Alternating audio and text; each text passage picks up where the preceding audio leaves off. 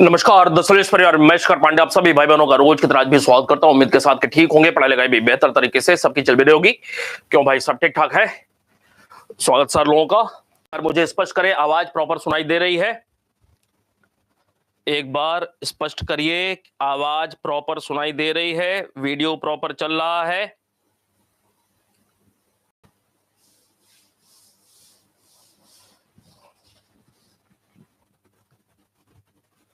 आवाज अगर प्रॉपर सुनाई दे रही है तो क्लास को आगे बढ़ा लिया जाए।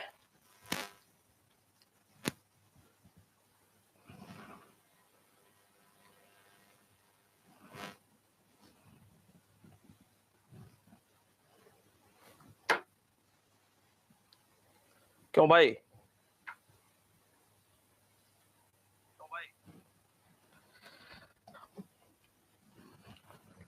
चले हम लोग शुरुआत करते हैं।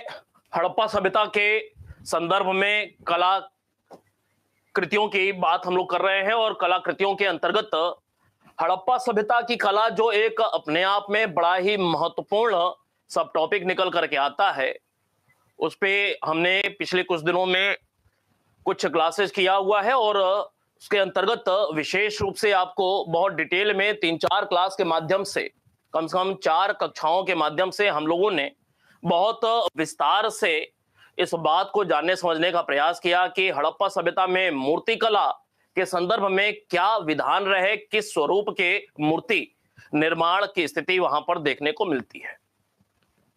मूर्ति निर्माण के अलावा हड़प्पा सभ्यता की जब कला का अध्ययन हम लोग करते हैं तो यह आपको स्पष्ट पहले ही कर दिया था कि कला के अंतर्गत हम लोग किन किन अवयवों का, किन किन बातों का अध्ययन करते हैं। कभी भी जब हम लोग किसी भी टॉपिक का अध्ययन करते हैं तो उस टॉपिक के अंतर्गत कौन कौन सी खास खास चीजें हैं जो कि हमें निश्चित रूप से जानना समझना चाहिए। तो हड़प्पा सभ्यता की कला के अंतर्गत हड़प्पा सभ्यता में मूर्ति निर्माण की बात हमने कर लिया हुआ है और बहुत व्यापक रूप में। उसके बाद हमारा जो एक मुद्दा निकल करके आता है अगला, वह हड़प्पाई मुहर को लेकर के, इसी कड़ी में हड़प्पा सभ्यता के मृदभांड को लेकर के, मन का निर्माण को लेकर के, बाट माप के संदर्भ में कलाकृतियां ही हैं, लिपि के संदर्भ में यह कुछ छोटे छोटे मुद्दे हैं और लगातार यह इतने बड़े मुद्दे बन जाते हैं कि परीक्षा हॉल में जब आप पेपर देने के लिए जाते हैं तो अब उस प्रकार के प्रश्न नहीं पूछे जाते हैं कि कौन सी चीज कहां से प्राप्त हो रही है। ठीक है, हमें वह भी याद रखना है, मैं वह भी याद कराऊंगा, लेकिन हाल फिलहाल के परीक्षा प्रश्न पत्रों को देखा जाए तो यह समझ में आता है कि हड़प्पा सभ्यता की कला को लेकर के लगातार प्रश्न खूब पूछे जा रहे हैं और कला को लेकर के प्रश्न पूछने की प्रवृत्ति ज्यादा क्यों हो रही है, यह भी थोड़ा सा एक तार्किक होने की वजह से हमें जानने समझने की आवश्यकता है।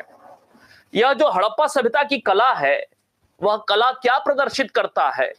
वह कला हमारे विश्वास को, हमारे भारतीय सनातन परंपरा की जड़ें कितनी पुरानी हैं, इस बात का द्योतक है ना भाई, इस बात को प्रदर्शित करता है ना। यही मुद्दा है, यही वह कारण है जिसकी वजह से हड़प्पा सभ्यता की कला को लेकर के खूब सारे प्रश्न हाल फिलहाल में देखने को मिले हैं। हालांकि पहले भी ढेरों प्रश्न कला को लेकर के पूछे जाते थे और जब भी हम लोग हड़प्पाई कला की बात करते हैं, हड़प्पा सभ्यता, सिंधु घाटी सभ्यता की कला की बात करते हैं, तो कला के अंतर्गत 5-6 वह जो सब टॉपिक बनते हैं वो आपको बता दिया। मूर्ति निर्माण हो गया, मुहर हो गया, मृदभांड हो गया, मनका हो गया, बाट माप हो गया, लिपि हो गया, ये तमाम सारी चीजें। आज की इस क्लास में हम लोग एक व्यापक रूप से हड़प्पा सभ्यता में मोहरों की क्या स्थिति रही उसको जानने समझने का प्रयास करेंगे और कुछ फिगर के माध्यम से, लगातार हम लोग फिगर का प्रयोग कर रहे हैं ताकि आपके लिए चीजें बहुत ही आसान होती जाएं और एक बार में सारी चीजें खूब अच्छे से आप समझ सके। हड़प्पा सभ्यता की मुहर की जब हम लोग बात करते हैं तो मुहर हमारी परंपरा का द्योतक है। हमारा जो सनातन परंपरा है वह कितना पुराना है इस बात को प्रदर्शित करता है। हड़प्पाई मुहर के संदर्भ में जब हम लोग अध्ययन करते हैं हड़प्पा सभ्यता की मुहर का, तो कुछ खास बातें हैं जो कि हमें निश्चित रूप से जानने की आवश्यकता है। हड़प्पा सभ्यता की मुहर को अगर हम लोग थोड़े से कुछ टुकड़ों में बांट ले, कुछ टुकड़ों में बांट करके अध्ययन करें, तो वह हमारे लिए बहुत आसान हो जाता है। कई बार लोगों के समक्ष यह समस्या रहती है कि लोग कंफ्यूजन में आ जाते हैं कि यह मृद मूर्ति से संबंधित है, मृद भांड से संबंधित यह साक्ष्य है, मुहर से संबंधित है। मृद मूर्ति में भी पत्थर वाला है कि मिट्टी वाला है, या फिर मूर्ति निर्माण में या फिर धातु वाला है। बड़े कंफ्यूजन से स्थिति रहती है और लगातार मैं फिगर के माध्यम से सारी एक एक बात को एक एक क्लास लेकर के अलग अलग करते हुए स्पष्ट करता जा रहा हूं। और मैं लगातार यह कहता हूं कि आप निश्चित रूप से समय रहते रोज का काम रोज करते चले जाइए। रोज अगर तैयार करते जाएंगे, रिवाइज करते जाएंगे, याद करते जाएंगे, तो चीजें बिल्कुल आसान होती जाएंगी। मैं जब अपने स्टूडेंट लाइफ में रहा तो मेरे लिए यह बहुत आसान होता था, उसके पीछे मेहनत होती थी। आपके लिए भी यह काम आसान हो जाता है। जब हड़प्पा सभ्यता की मुहर की बात करते हैं तो कुछ टुकड़ों में इसे बांट लेते हैं। चीजें देखिए कितना आसान होगा आपके लिए। आपको लगेगा कि आपने आज तक जितनी भी बार हड़प्पा सभ्यता से मुहर संबंधी कुछ बातों की जानकारी हासिल करने का प्रयास किया, तो आज की इस क्लास को देखने के बाद आपको लगेगा कि आज जो आपने समझा इतना आसान हो गया कि अब जीवन भर कभी भूलने वाला नहीं है। सबसे पहले हड़प्पा सभ्यता की मुहर की बात करते हैं तो इसके महत्व और विशेषता को हम लोग जानने का प्रयास करेंगे। हड़प्पा सभ्यता की मुहरों की विशेषताएं क्या हैं, या फिर इसके महत्व को लेकर के बात करेंगे। दूसरी महत्वपूर्ण बात, इसकी बनावट कैसी है, बनावट पे हम लोग बात करेंगे। तीसरे नंबर पे इसके चित्रांकन की बात करेंगे, या इस पर क्या चीज उत्कीर्ण किया गया है, उत्कीर्णन की बात करेंगे। फिर हड़प्पा सभ्यता में जो कुछ मुहरें प्राप्त हो रही हैं उनकी क्या स्थिति है, प्राप्ति के संदर्भ में बात करेंगे। अर्थात कुल 4 अलग अलग डायमेंशंस पे हम लोग बात करें तो हड़प्पा सभ्यता की मुहर खूब अच्छे से तैयार हो जाएगी। क्लियर है बात? एक बार जोरदार तरीके से थंब अप करके बताएं। क्लियर है बात? 4 यह खास मुद्दे हैं। अगर इन 4 खास मुद्दों पर हम लोग बात कर लें तो हड़प्पा सभ्यता खूब अच्छे से तैयार हो जाता है। फिगर में आपको दिखाई दे भी रहा होगा एक मुहर जो कि हड़प्पा से प्राप्त हुई है। क्यों भाई? चले शुरुआत करते हैं। देखें, जब भी हम लोग हड़प्पा सभ्यता के मुहर की बात करते हैं, यह योगी वाली मुहर है। पशुपति शिव, आद्य शिव, योगी वाली मुहर है। निश्चित रूप से आपने पहले भी देखा होगा, यह खंडित अवस्था में है। कई बार जो पूरा यह फुल पेज में जो दिखाया जाता है या खंडित स्थिति में है, वर्तमान में जो दिखाया जाता है वह कंप्यूटराइज्ड होता है। ठीक है, यह खंडित स्थिति में है। चलें बात को देखेंगे, समझेंगे। जहां जहां आवश्यकता होगी मैं सारी बातों को फिगर के माध्यम से स्पष्ट करता जाऊंगा। हड़प्पा सभ्यता की मुहर की हम लोग बात कर रहे हैं, और हड़प्पा सभ्यता के मुहर में पहली बात बताया कि 4 भागों में बांट करके अगर हड़प्पा सभ्यता के मुहर को हम लोग पढ़ें तो चीजें बहुत आसान हो जाएंगी। मुहर कह लें, मोहर कह लें, इंग्लिश में इसे सील कह लें। सील, बहुत सारे सील्स पाए गए हैं तो सील्स कहेंगे सील की जगह। हड़प्पा सभ्यता के मुहर में पहली बात हमने कहा कि इसका महत्व क्या है। इस महत्व को जानने समझने का प्रयास करते हैं। हड़प्पा सभ्यता की मुहरों का महत्व, तो आप इस बात को जानते हैं कि हड़प्पा सभ्यता में जो भी मुहरें प्राप्त हुई हैं उन मुहरों में कला संबंधी इतना शानदार प्रदर्शन हुआ है कि एक प्रश्न निकल करके आता है कि हड़प्पा वासियों ने अपनी कला का सर्वश्रेष्ठ प्रदर्शन कहां पर किया। तो कला का सर्वश्रेष्ठ प्रदर्शन हड़प्पा वासियों ने अपनी कला का सबसे अच्छा प्रदर्शन कहां पर किया? तो आपके जुबान पे हमेशा रहता है अपनी मोहरों पर किया था। हड़प्पा वासियों ने अपनी कला का सबसे अच्छा प्रदर्शन कहां किया? मोहरों पर। तो एक बात निकल करके आ गई इसी से कि हड़प्पा सभ्यता में खुदाई के अंतर्गत, हड़प्पा सभ्यता में खुदाई या पुराशेष के संदर्भ में सबसे खास वस्तु जो खुदाई से प्राप्त हुई है वह कौन सी वस्तु है? तो जितनी सारी खुदाई में वस्तुएं मिली हैं, तो भाई सबसे विशिष्ट वस्तु क्या है? तो सबसे विशिष्ट वस्तु यही मुहर है। क्लियर है बात? हड़प्पा वासियों ने अपनी कला का सबसे अच्छा प्रदर्शन अपनी मोहरों पर किया है, और यही कारण है कि खुदाई में जितनी सारी हजारों वस्तुएं मिली संपूर्ण हड़प्पा सभ्यता में, उन सब में सबसे विशिष्ट वस्तु के रूप में किसे जाना समझा जाता है? तो आप कहेंगे हड़प्पा सभ्यता की खुदाई में जितनी भी सारी चीजें वस्तु मिली, उन सारी की सारी वस्तुओं में हड़प्पा सभ्यता की मुहर सबसे खास वस्तु है। क्लियर है बात? अब यह जो खास वस्तु है, सबसे विशिष्ट वस्तु, वो सबसे खास क्यों है? क्योंकि इससे कुछ बातें निकल करके आती हैं। क्या देखेंगे? इससे कुछ बातें निकल करके आती हैं। पहली कि हमारी परंपरा, हमारे देश की परंपरा या कह ले समृद्ध परंपरा कितनी पुरानी है, इस बात को प्रदर्शित करता है। परंपरा को प्रदर्शित करता है।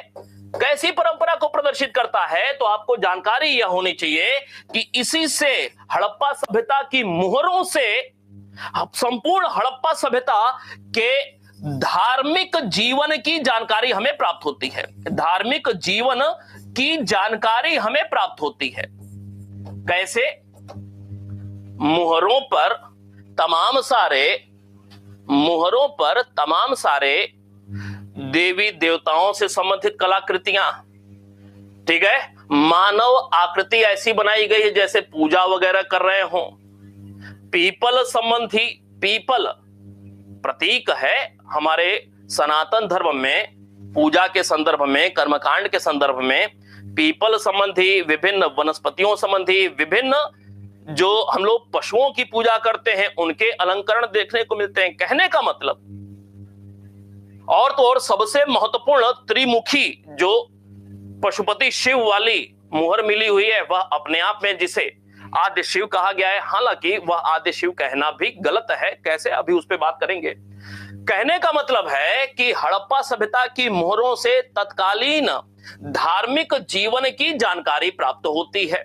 न सिर्फ धार्मिक जीवन की जानकारी प्राप्त होती है, बल्कि आप कहेंगे कि हड़प्पा सभ्यता में जो कुछ मुहरें प्राप्त हुई हैं, उन मुहरों से, क्योंकि उन मुहरों पर लिखावट का साक्ष्य भी प्राप्त हुआ है। हड़प्पा सभ्यता की जो वर्गाकार और आयताकार मुहरें हैं, उन मुहरों पर कुछ न कुछ लिखा हुआ भी प्राप्त हुआ है। अर्थात हड़प्पाई लिपि की जानकारी का एक प्रमुख साधन क्या हो जाता है? तो आप कहेंगे मुहरों से हड़प्पाई लिपि की जानकारी प्राप्त होती है। क्यों भाई? बात स्पष्ट है। तो एक तथ्य निकल करके आ गया कि हड़प्पा सभ्यता की मुहरों के महत्व के संदर्भ में कि हड़प्पा सभ्यता के लोगों ने अपनी कला का सबसे अच्छा प्रदर्शन अपनी मुहरों पर किया है। सबसे विशिष्ट वस्तु खुदाई में प्राप्त यह मुहर बन जाती हैं। ये सबसे विशिष्ट वस्तु क्यों बन जाती है? क्योंकि हमारी परंपरा को प्रदर्शित करती है। जो भी चित्रांकन किया गया है हड़प्पाई मुहरों पर, उससे हमारी परंपरा, समृद्ध परंपरा को प्रदर्शन किया जा रहा है। धार्मिक जीवन, हड़प्पा सभ्यता के धार्मिक जीवन की जानकारी मिल रही है, और हड़प्पाई लिपि के साक्ष्य भी मुहरों से प्राप्त हो रहे हैं। इसके अलावा अब यह जो मुहर है, आप इस बात को जानते होंगे कि इन मुहरों का जो प्रयोग होता था, तो भाई इन मुहरों का प्रयोग किस संदर्भ में होता था? इस बात को लेकर के भी तमाम सारे विद्वानों के बीच थोड़ा सा द्वंद्व की स्थिति रही है, मतांतर की स्थिति रही है। बहुत सारे ऐसे इतिहासकार विद्वान जो कि यह कहते हैं कि हड़प्पा सभ्यता की जो मुहरें हैं वह शुद्ध रूप से व्यापारिक वाणिज्यिक उपयोग के लिए बनाई जाती थी।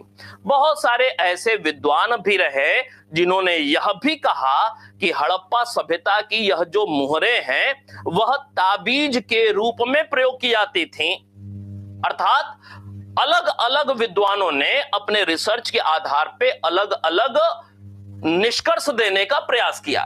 प्रयोग की जहां तक बात आती है, क्योंकि हड़प्पा सभ्यता की मुहरें विदेशों में भी प्राप्त हो रही हैं, हड़प्पा सभ्यता की मुहरें विदेशों में भी प्राप्त हो रही हैं। भाई अगर सिर्फ धर्म संबंधी ताबीज के रूप में प्रयोग किया जाता हड़प्पा सभ्यता की मुहरों को, तो शायद सिर्फ और सिर्फ भारत या सैंधव क्षेत्रों में ही यह खुदाई में पाए जाते, लेकिन विदेशों से भी पाए जा रहे हैं, मेसोपोटामिया से भी पाए जा रहे हैं, तो निश्चित रूप से यह कंक्लूजन निकाला जा सकता है कि यह सिर्फ ताबीज के रूप में प्रयोग नहीं हो रहा है। इनका मुख्य उपयोग जो था वह व्यापार वाणिज्य के संदर्भ में किया जाता था।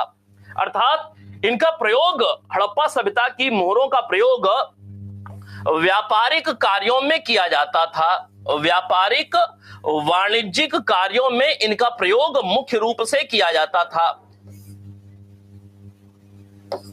रूप में। अब भाई मुहरे हैं, आज भी हम लोग देखते हैं सील मुहर होता है, ऐसे ठप्पा लगाते हैं ना, ठप्पा लगाते हैं ना। ये सील्स जो हैं, मुहरे हैं, ये है क्या? यह एक पत्थर की या किसी धातु की एक आकृति बनाई गई, एक मॉडल बनाया गया। कोई वस्तु है, कोई वस्तु और बहुत सारी वस्तुओं को एक साथ बांध करके हमने गट्ठर बना दिया, समझिएगा, गट्ठर बना दिया, और उस गट्ठर पर एक ठप्पा लगा दिया। यह ठप्पा जो लगा, अब यह पता चल रहा है कि यह वस्तु हमारी है, क्योंकि यह ठप्पा हमारा वाला है। अर्थात किसी वस्तु की पहचान के लिए, वस्तु की पहचान के लिए, क्यों भाई, पहचान के लिए इन मुहरों का प्रयोग किया जा रहा है। अपनी वस्तु का जो ढेर है उस पर ठप्पा लगा दे रहे हैं। अब ये पता चल रहा है कि यह वाला ठप्पा तो इनका है, वह वाला ठप्पा उनका है, तो यह वाला ठप्पा लगा हुआ है तो यह वस्तु इनकी है। अर्थात अगर इसी को दूसरे शब्द में कहा जाए तो आप कहेंगे कि भाई संपत्ति कह लें या वस्तु के स्वामित्व निर्धारण के लिए, किसके लिए? स्वामित्व निर्धारण के लिए इन मुहरों का प्रयोग किया जाता था। क्यों भाई, बात तो आसानी से स्पष्ट है ना। अलग अलग शब्दों से इसको समझने का हम लोग प्रयास कर रहे हैं, कुछ भी परीक्षा में दिया जा सकता है। कैसे?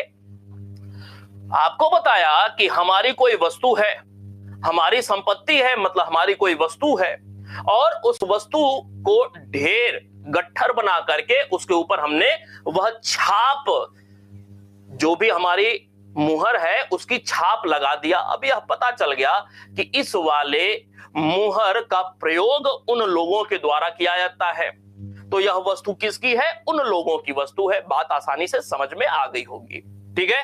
तो यह जो प्रयोग हो रहा है हड़प्पा सभ्यता की मुहरों का, वह मुख्य रूप से व्यापार वाणिज्य के संदर्भ में हो रहा है।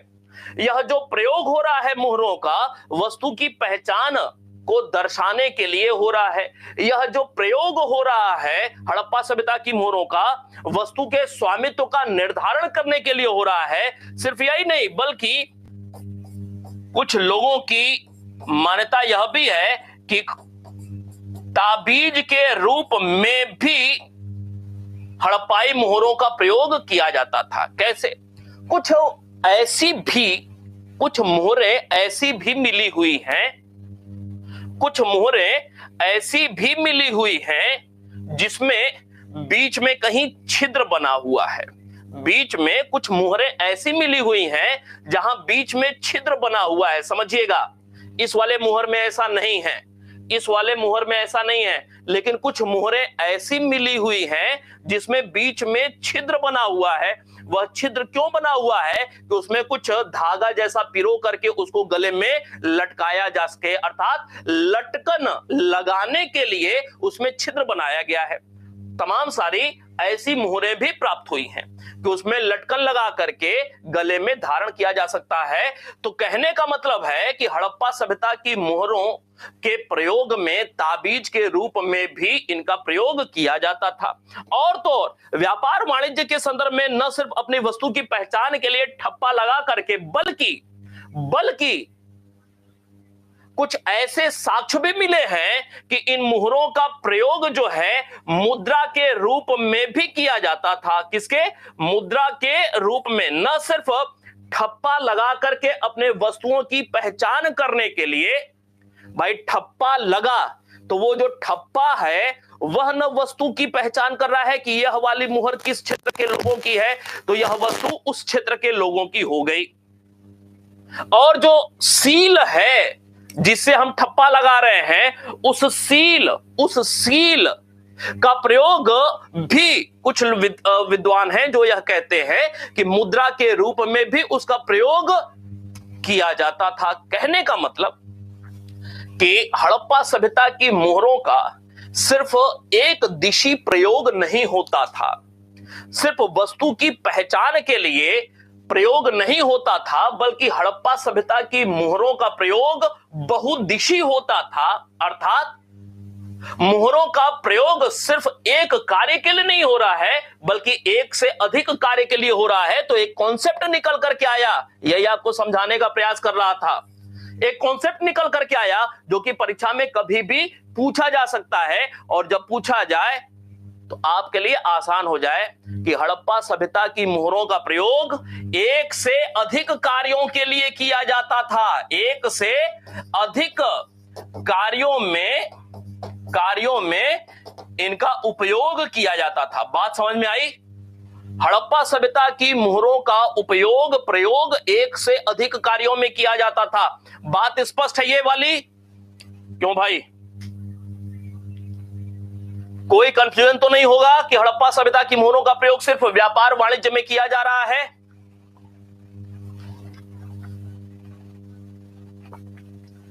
एक से अधिक कार्यों में इनका प्रयोग किया जाता था। वापस आते हैं, फिर यहां पे हमने देखा हुआ था कि हड़प्पा सभ्यता की मुहरें जो हैं, इन मुहरों की बनावट कैसी है, मुहरों की बनावट कैसी है, थोड़ा सा बनावट पर बात करते हैं। मुहरों की बनावट, जब हड़प्पा सभ्यता के मुहरों की बनावट की बात करते हैं तो एक मुख्य मुद्दा निकल करके आता है कि अगर मैं आपसे पूछूं, पढ़ा तो हम लोगों ने खूब है, वर्षों से पढ़ा हुआ है कि हड़प्पा सभ्यता की जो मुहरें हैं वह किस चीज की बनी होती थी, थोड़ा सा मुझे उत्तर करके बताइएगा। हड़प्पा सभ्यता की मुहरें किस चीज की बनी होती थी? मिट्टी की बनी होती थी, या पत्थर की बनी होती थी, या धातु की बनी होती थी? किस चीज की बनी होती थी? उत्तर करिएगा। सेलखड़ी, प्रदीप जी लिख दिया आपने, सेलखड़ी मिट्टी। सेलखड़ी को मिट्टी तो नहीं समझ रहे हैं, सेलखड़ी पत्थर होता है, ठीक है। अगर सेलखड़ी और मिट्टी लिख रहे हैं मतलब क्या कि सेलखड़ी पत्थर की भी और मिट्टी की भी नहीं। अच्छा, मैं अगर आपसे ये पूछूं कि हड़प्पा सभ्यता की जो मुहर है वह क्या धातु की भी बनती थी क्या? क्यों, क्या हड़प्पा सभ्यता की मुहर धातु की भी बनती थी क्या? अंजलि जी आपने लिखा जी, शशिकला जी आपने लिखा जी, ठीक है, अब समझिएगा, बहुत बढ़िया। बनावट की बात करते हैं। निर्माण जो होता था इसको लेकर के दो बातें, एक सर्वाधिक हो गया और दूसरा अन्य हो गया। सर्वाधिक, अन्य और किनकी या किनसे, समझिएगा। हड़प्पा सभ्यता की जो मोहरें हैं, मोहरों के निर्माण की हम लोग बात करते हैं, तो प्रश्न बनता है किस चीज से मोहरों का निर्माण होता था।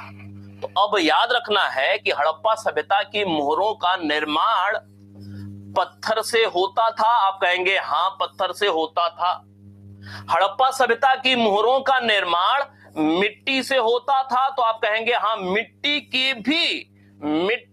के भी मोहरों की प्राप्ति हुई है।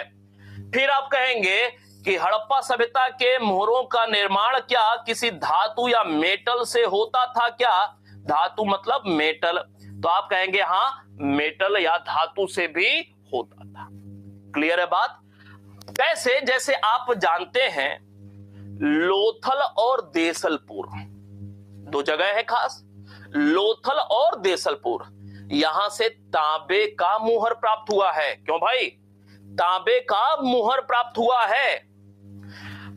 समझिएगा, मिट्टी की भी प्राप्त हो रही है, पत्थर की भी प्राप्त हो रही है और धातु की भी प्राप्त हो रही है। धातु में मुख्य रूप से तांबा हम देख रहे हैं। और क्या चांदी की प्राप्त हो रही है? उत्तर है हां, चांदी की भी प्राप्त हो रही है। याद रखिएगा, मोहनजोदड़ो से अभी उदाहरण लेकर के बात करेंगे। क्लियर है बात?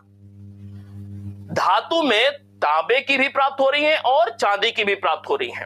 अब प्रश्न बनता है कि यह जो हड़प्पा सभ्यता की मोहरें हैं, सर्वाधिक मोहरें किस चीज की बनी हुई हैं? तो आप कहेंगे सर्वाधिक पत्थर की बनी हुई हैं।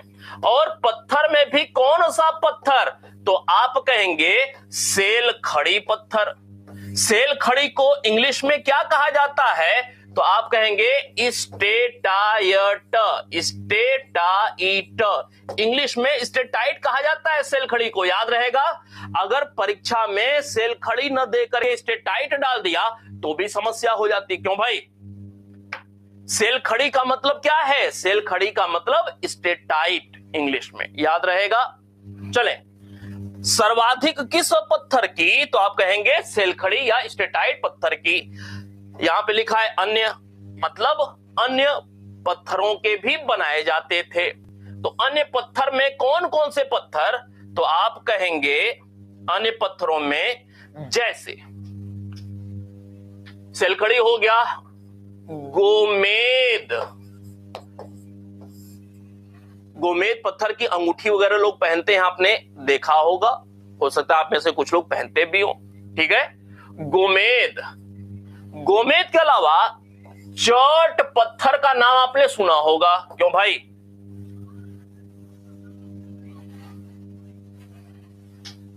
हाँ, स्टेटाइट। चोट पत्थर का नाम आपने सुना होगा। नहीं, मिट्टी का बना ही हुआ है। मिट्टी का बना ही हुआ है। सेलखड़ी सर्वाधिक है। फिर आपको बताया कि तांबा का भी प्राप्त हो रहा है, चांदी का भी प्राप्त हो रहा है, ईटीसी कर देते हैं। तो यह जो हड़प्पा सभ्यता की मोहरें हैं, तो मोहरों को क्लासिफाई करके बताया कि इनका निर्माण किससे हो रहा है। पहले तो ये समझ ले, पत्थर से भी हो रहा है, मिट्टी से भी हो रहा है और धातु से भी हो रहा है, मेटल से भी हो रहा है।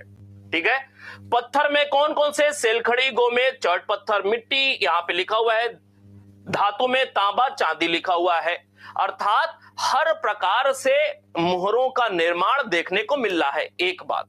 दूसरी बात कि यह जो हड़प्पा सभ्यता की मोहरें हैं, इनके बनावट को लेकर के एक प्रश्न निकलता है, इनके आकार प्रकार को लेकर के। आकार प्रकार, तो हड़प्पा सभ्यता की मोहरों का आकार प्रकार में भी तीन बातें निकल करके आएंगी। क्या? कि हड़प्पा सभ्यता की जो यह मोहरें हैं, उन मोहरों में कौन से आकार की सबसे ज्यादा प्राप्त हो रही हैं? तो सर्वाधिक जो आकार प्राप्त हो रहा है, तो आप कहेंगे वर्गाकार। क्यों भाई? वर्गाकार सर्वाधिक मुद्राएं प्राप्त हो रही हैं, मोहरें प्राप्त हो रही हैं। फिर प्रश्न बनेगा कि वर्गाकार के बाद क्या, तो वर्गाकार के बाद आयताकार, आयताकार, क्यों भाई। और अन्य की बात किया जाए, यह तो हो गई सर्वाधिक। अन्य, तो अन्य में आपको पता है गोलाकार प्राप्त हो रहा है क्या, गोलाकार, क्यों भाई, गोलाकार प्राप्त हो रहा है। आप कहेंगे हां गोलाकार प्राप्त हो रहा है। क्या बेलन के आकार का प्राप्त हो रहा है, बेलनाकार मोहर प्राप्त हो रहा है। आप क्या कहेंगे, बेलनाकार मोहर भी प्राप्त हो रहा है। क्यों भाई, इसमें तो कोई कंफ्यूजन नहीं है जी, बिल्कुल। चलिए जी, फिर एक प्रश्न कि क्या घन आकार का, जैसे लूडो हम लोग खेलते हैं तो लूडो की जो गोटी होती है, ठीक है, जिसको हम लोग फेंकते हैं, 2 नंबर 4 नंबर 6 नंबर आ जाता है तो हम लोग फिर अपने पॉइंट्स चलते हैं, तो घन आकार वो होता है, घनाकार होता है। तो क्या घन आकार का भी प्राप्त हो रहा है, तो उत्तर है हां। अब ये सब याद करना पड़ेगा आपको, ये सब याद करने वाली चीजें हैं कि हड़प्पा सभ्यता की जो मुहरें हैं वह किस चीज से बनी हुई है, वो आपको बताया। हड़प्पा सभ्यता की मुहरों का आकार क्या है, तो भाई वर्गाकार, आयताकार, गोलाकार, बेलनाकार, घनाकार, ये तमाम सारे आकार हैं, लेकिन सबसे ज्यादा कौन सी, वर्गाकार है। आपको एक बात यह भी बताया कि हड़प्पा सभ्यता की जो मुहरें हैं, उन मुहरों से लिपि की जानकारी भी प्राप्त होती है, मुहरों से लिपि की जानकारी प्राप्त होती है। और हमारे पास मुहरें किस किस आकार की आ गई, वर्गाकार, आयताकार, गोलाकार, बेलनाकार, घनाकार, ये आकार आ गए। मतलब इन्हीं में से कुछ मुहरें ऐसी होंगी, इन्हीं आकार वाली मुहरों में से कुछ ऐसी आकार वाली मुहरें होंगी जो कि लिपि का साक्ष्य भी प्रदर्शित करती हैं। तो याद रखना है कि यह जो वर्गाकार और आयताकार है, ये जो वर्गाकार और आयताकार हैं, इनसे लिपि की जानकारी भी प्राप्त होती है। अर्थात वर्गाकार, आयताकार मोहरों पर कुछ न कुछ लिखावट का साक्ष्य भी देखने को मिलता है। बात स्पष्ट है? हाँ बिल्कुल मनोज जी, ठीक है। अब इस बात को समझें कि यह जो मुहर है, यह जो मुहर है, देखने में आपको यहां पे फिगर बड़ा सा लग रहा है, लेकिन वास्तव में यह इतना बड़ा है नहीं, यह इतना बड़ा है नहीं। यह आकार कैसा लग रहा है, लगभग वर्गाकार है ना भाई, वर्ग आकार। वर्गाकार का मतलब क्या है, चारों भुजाओं की लंबाई या चौड़ाई एक समान हो, यही होता है वर्गाकार, नहीं। और आयताकार का मतलब इधर इधर आमने सामने की लंबाई एक, आमने सामने की लंबाई एक हो, ऊपर नीचे की लंबाई अलग अलग हो, ठीक है। मान ले वर्गाकार कहने का मतलब कि यह हो गया, मान ले 2 सेंटीमीटर, तो यह भी 2 सेंटीमीटर, यह भी 2 सेंटीमीटर हो गया और यह भी 2 सेंटीमीटर हो गया। आयताकार कहने का मतलब मान ले यह 3 सेंटीमीटर है, तो यह भी आमने सामने 3 सेंटीमीटर होगा, और यह 2 सेंटीमीटर, तो इधर भी 2 सेंटीमीटर, ये हो गया आयताकार। समझते होंगे आप इस बात को। और प्रश्न यह बनता है कि हड़प्पा सभ्यता की जो भी मुहरें हैं, उन मोहरों का आकार क्या है। आकार का मतलब यह तो देख लिया, लंबाई चौड़ाई क्या है उनका। अर्थात वो जो मुहरें हैं उसका फलक कितना बड़ा है, विस्तार कितना बड़ा है। आकार प्रकार के अलावा इसके फलक का क्षेत्रफल नहीं, लंबाई चौड़ाई की बात करते हैं। तो याद रखें, सामान्यतः यह प्रश्न कभी नहीं पूछा गया है आज तक। लंबाई चौड़ाई आज तक इसका आकार नहीं पूछा गया है। सामान्यतः 2.54 सेंटीमीटर, बहुत ज्यादा नहीं है, बहुत ज्यादा नहीं है। कुछ हल्की किताबों में आपको 2.8 लिखा मिल जाएगा, वो गलत है। 2.54 सेंटीमीटर अधिकांशतः वर्गाकार मिल रही है ना, अधिकांशतः वर्गाकार मिल रही है ना। अधिकांशतः वर्गाकार। कितनी है लंबाई, चौड़ाई, ऊंचाई? तो आप कहेंगे 2.54 सेंटीमीटर की। क्लियर है बात? हालांकि यह सर्वाधिक है, अधिकांशतः ऐसी है, लेकिन कुछ कुछ कुछ ऐसे भी मिले हैं कुछ कि जो लंबाई है वह 6.35 सेंटीमीटर की भी देखने को मिल रही है। लेकिन सामान्यतः एक रूपता देखने को मिलती है मोहरों के निर्माण में, उसके आकार में। वह जो एक रूपता है वह कितनी है? तो आप कहेंगे लगभग 2.54 सेंटीमीटर की है। याद रहेगा, बहुत महत्वपूर्ण मुद्दा है। अब एक बात और, जब हम लोग नवपाषाण काल का अध्ययन कर रहे थे तो नवपाषाण काल के अध्ययन में एक बहुत महत्वपूर्ण बात निकल करके आई थी। क्या?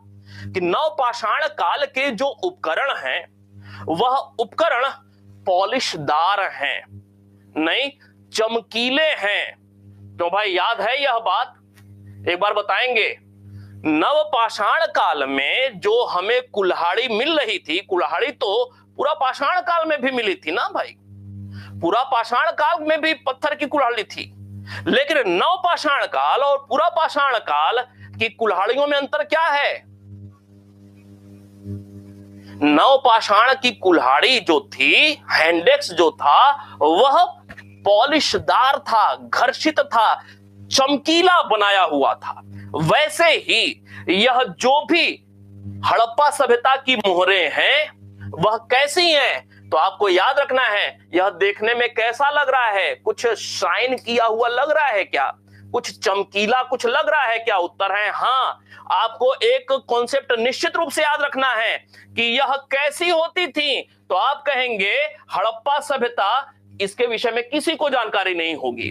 हड़प्पा सभ्यता की मोहरें जो हैं वह कैसी होती थी? पॉलिशदार होती थी। अगर कॉन्सेप्ट वाला प्रश्न पूछ लिया गया तो मुश्किल हो जाएगा लोगों को। कैसी होती थी? चमकीली होती थी। सतह कैसा होता था? चमकदार बनाया जाता था, पॉलिश्ड होती थी मोहरें। क्लियर है बात? याद रहेगा।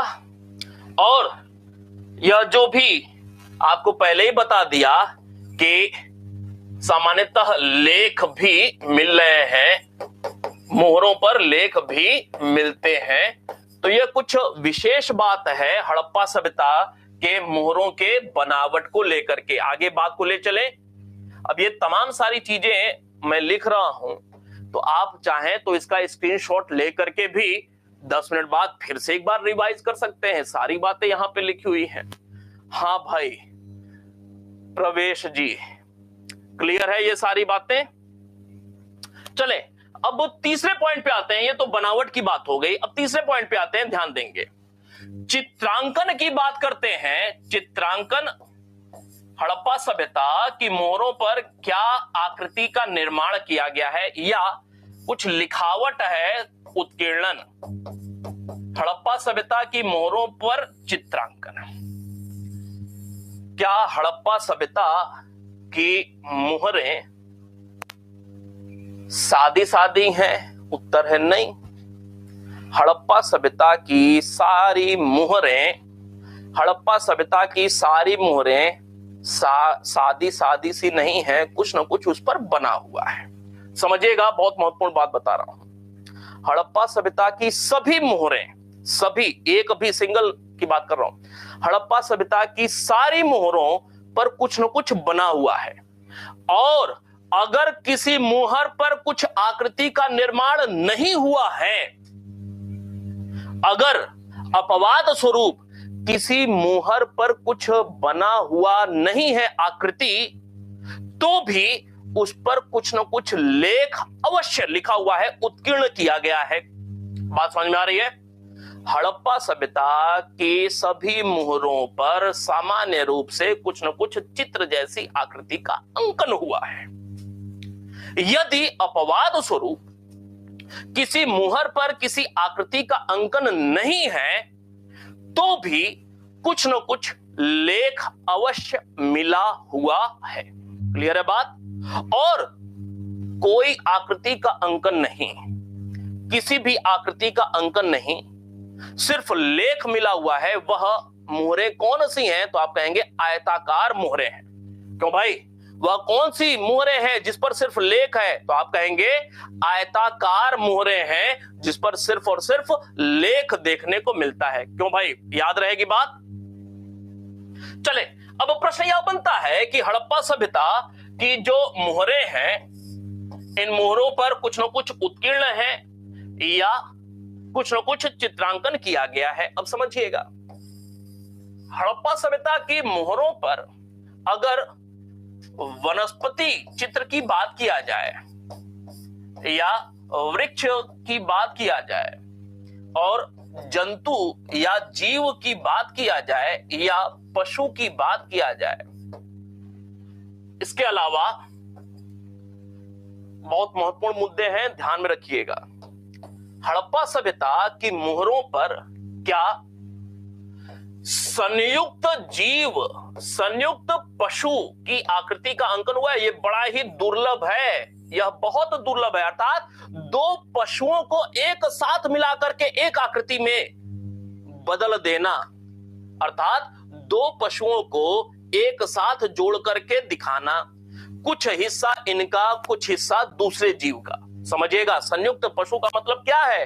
एक हिस्सा, आधा हिस्सा किसी दूसरे जानवर का, आधा हिस्सा किसी दूसरे जानवर का मिला करके एक चित्र बना देना। क्लियर होगी बात? यह हड़प्पा सभ्यता में पहली बार हड़प्पा वासियों के द्वारा ही इस प्रकार की आकृति का निर्माण किया जा रहा है, बहुत महत्वपूर्ण है। इसके अलावा क्या मानवीय आकृति भी देखने को मिलती है क्या? तो उत्तर है हाँ, मानवीय आकृति का चित्रांकन भी देखने को मिलता है। भाई, योगी जी बने हुए हैं और सर पर सिंह भी निकला हुआ है। अभी जो मोहर दिखलाया पशुपति शिव वाला, वो मानवीय आकृति ही तो है। क्यों? तो हड़प्पा सभ्यता की मोहरों की जब हम लोग बात करते हैं तो उस पर वृक्ष या वनस्पति की आकृति का अंकन भी देखने को मिलता है, पशु या जीव की आकृति का भी, संयुक्त पशु की आकृति का अंकन भी देखने को मिलता है, मानवीय आकृति का अंकन भी देखने को मिलता है, और तो और कुछ प्रतीक का अंकन भी देखने को मिलता है। याद रखिएगा, और तो और उत्कीर्णन में लेख भी देखने को मिलते हैं। तो हड़प्पा सभ्यता की मोहरों पर किस प्रकार के उत्कीर्णन हैं? तो वृक्ष के भी, पशु के भी, संयुक्त पशु के भी, मानवीय आकृति भी, कुछ प्रतीक भी बनाया गया है और लेख भी देखने को मिलता है। बात स्पष्ट है?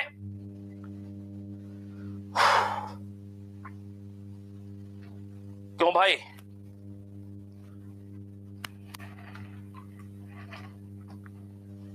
ये सारी चीजें ऐसी है ना कि बड़ा ही कंफ्यूजन क्रिएट करती हैं, लेकिन चीजों को इतना परत दर परत खोल करके आपके सामने रखने का प्रयास कर रहा हूं। अब यह आपके बुद्धि विवेक पर निर्भर करता है कि आप कितनी ईमानदारी से इन सारी चीजों को अच्छे से तैयार कर जाएं। इस प्रकार से एक एक बात को अलग अलग लिख करके आमतौर पे लोग नहीं बताते हैं, ठीक है? लेकिन अब आप इतने एक्टिव निश्चित रूप से रहें कि मृदभांड को कंफ्यूजन वश मृदमूर्ति से न संबंधित कर दे। मोहरों में क्या मिल रहा है उसको अंतः संबंधित धातु की मूर्ति से न कर दें। सब अलग अलग चीजें हैं। अब यह पैनी नजर की बात है कि आप कितने सफाई से इन चीजों को अलग अलग समझ पा रहे हैं। चलते हैं। अब प्रश्न यह बनता है कि हड़प्पा सभ्यता की मोहरों पर जब उत्कीर्णन की बात आती है, चित्रांकन की बात आती है, तो दो चीज जो कि हमें सबसे ज्यादा ध्यान में रखना है। पहला, सर्वाधिक किस चीज का अंकन देखने को मिलता है? सर्वाधिक चित्रांकन किस चीज का देखने को मिलता है? आप क्या कहेंगे? सर्वाधिक पीपल। क्यों भाई? सर्वाधिक पीपल वृक्ष का अंकन देखने को मिलता है। क्यों? याद रहेगा, सर्वाधिक किस चीज का? तो आप कहेंगे सर्वाधिक पीपल वृक्ष का अंकन देखने को मिलता है। नहीं। और अगर यही पूछ लिया गया कि हड़प्पा सभ्यता की मृण मूर्ति की अगर बात कर लिया जाए, हड़प्पा सभ्यता की मिट्टी की मूर्ति की बात कर लिया जाए, तो हड़प्पा सभ्यता की मृण मूर्ति में सर्वाधिक अंकन पशु की बात किया जाए या पक्षी की बात किया जाए या वनस्पति की बात किया जाए तो आपको गौरैया तो याद होगा ना भाई। क्यों? मृण मूर्ति में पक्षी की बात जब हम लोग करते हैं तो वह गौरैया हो जाता है। जब पशु की बात करते हैं तो वह वृषभ हो जाता है। वो चीज अलग है, वह मृण मूर्ति है।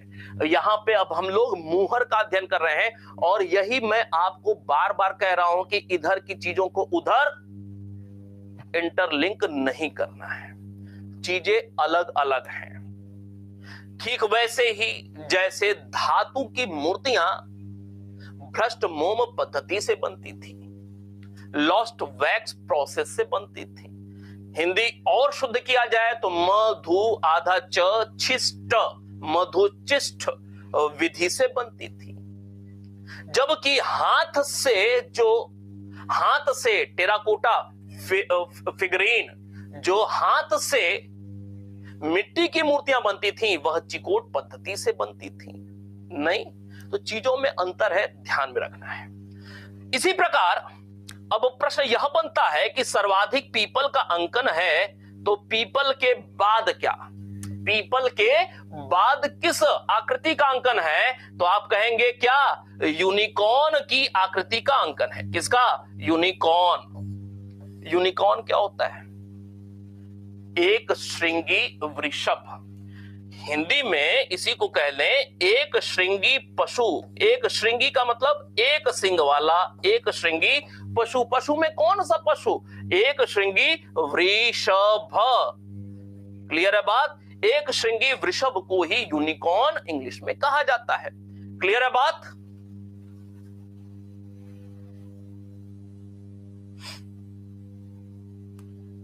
क्लियर है? एक श्रृंगी वृषभ। और अब ध्यान में यह रखना है कि सबसे ज्यादा पीपल की आकृति का अंकन, और पीपल के बाद एरो बना करके आपको बताया पीपल के बाद यूनिकॉर्न, पीपल के बाद यूनिकॉर्न। लेकिन अब दूसरे प्रकार का भी प्रश्न बनेगा कि वनस्पति में या वृक्ष में आप कहेंगे आंख मूंद करके पीपल, किसी भी चीज में सर्वाधिक पीपल का अंकन मोहरों पर, पीपल के बाद यूनिकॉर्न का। तो अगला प्रश्न, पशुओं में सर्वाधिक किसका? तो जैसे वृक्ष में अलग बताया, पशुओं में यूनिकॉर्न हो गया। लेकिन यूनिकॉर्न वास्तव में देखा जाए तो पीपल के बाद दूसरे नंबर पे स्थान इसका आता है, लेकिन पशुओं में सर्वाधिक हो जाता है। क्लियर है बात? अब यूनिकॉर्न के अलावा और किन किन पशुओं की आकृति का अंकन देखने को मिलता है? तो आप क्या कहेंगे? क्या नटुआ बैल की आकृति का अंकन देखने को मिलता है? छोटा, कुबड़हीन। क्या कुबड़दार बैल का अंकन देखने को मिलता है? आप कहेंगे हां, देखने को मिलता है। हाथी की आकृति का अंकन देखने को मिलता है? तो आप कहेंगे हां, मिलता है। बाघ की आकृति का अंकन देखने को मिलता है? आप कहेंगे हां, मिलता है। घड़ियाल की आकृति का अंकन देखने को मिलता है? आप कहेंगे हां, मिलता है। मछली की आकृति का अंकन देखने को मिलता है? तो आप कहेंगे हां, मिलता है। फिर हाथी, बाघ, गैंडा की आकृति का अंकन देखने को मिलता है? आप कहेंगे हां, मिलता है। भैंस की आकृति का, भैंसा की आकृति का अंकन देखने को मिलता है? आप कहेंगे हां, मिलता है। क्यों भाई? मिलता है ना। फिर और क्या हो सकता है? 12 सिंगा, एक और लिखा जा सकता है 12 सिंगा। 12 सिंगा की आकृति का अंकन मिलता है? आप कहेंगे हां, मिलता है। क्या हिरण की आकृति का अंकन मिलता है? तो आप कहेंगे हां, हिरण की आकृति का अंकन मिलता है। खरहा, खरगोश की आकृति का अंकन मिलता है? तो आप कहेंगे हां, मिलता है। तो ये तमाम सारे जीव पशु हैं जिनकी आकृति का अंकन मुहरों पर देखने को मिलता है। क्लियर है बात?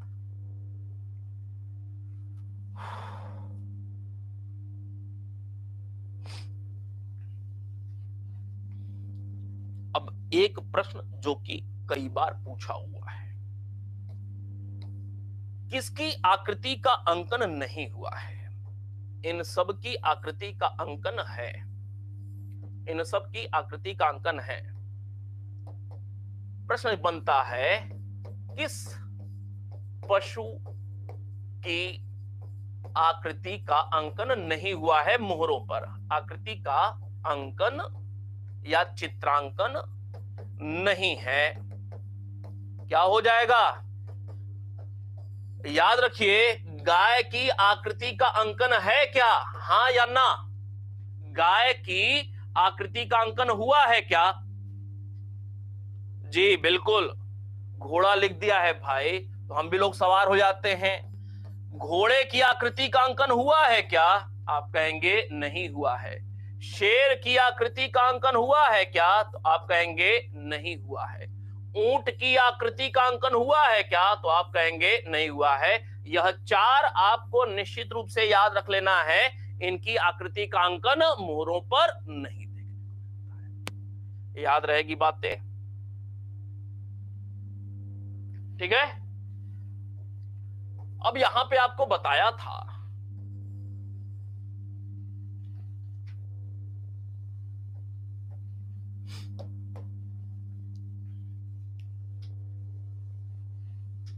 संयुक्त पशु, आपको याद होगा गिलगमेश, नहीं, मेसोपोटामिया की पौराणिक कथाओं में गिलगमेश एक कैरेक्टर रहे हैं।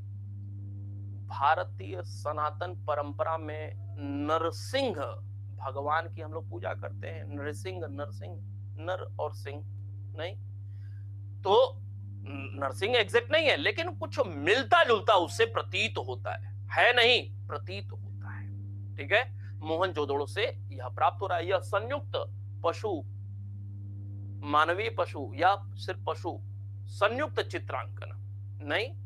फिर लेख की बात किया कि आपको यह पता है कि आयताकार, कुछ आयताकार मुहरे हैं, मुहरे जिस पर किसी आकृति का अंकन नहीं है, किसी आकृति का अंकन नहीं है। यह याद रखना है, अंकन नहीं है, नहीं है, मात्र क्या है? मात्र लेख उत्कीर्ण है।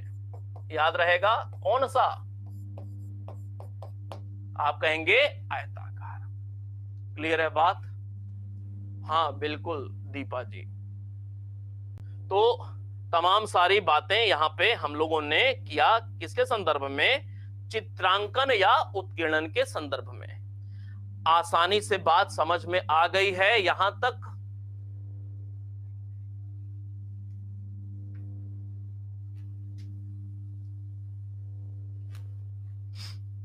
अब इसमें